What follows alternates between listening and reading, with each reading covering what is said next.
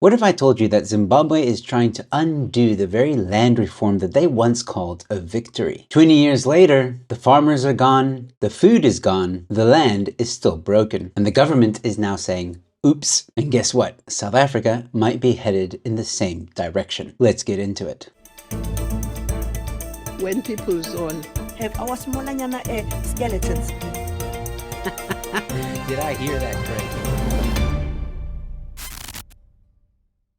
Hello ladies and gentlemen, welcome to Newsflash. I'm your host Emilio, thanks for tuning in. And today we look at how a country once known as Africa's breadbasket became dependent on food aid, all because of one policy: land expropriation without compensation. In the 2000s, Zimbabwe launched a land reform campaign. Over 4,000 white-owned farms were confiscated, often violently. Some were handed to new farmers, others were handed to politicians who had no interest in agriculture, no training, no experience. And to top it all off, the government didn't hand out title deeds. The state kept ownership and the farmers were just tenants. This is dictatorship at the highest. The result? A food crisis. The economy collapsed and Zimbabwe had to ask for international aid. It is a complete and total disaster. Even today, fourth-generation farmer Daniel Berger says, "We used to be the breadbasket of Africa, but just look at where we are now." Fast forward to today, and Zimbabwe is now quietly trying to fix what it broke. Years of economic collapse, mounting pressure from international leaders, and a desperate need to revive agricultural output have forced the government to reconsider its stance. The government has begun issuing title deeds to some black farmers more than 20 years later, because until now, they never truly owned the land. And yes,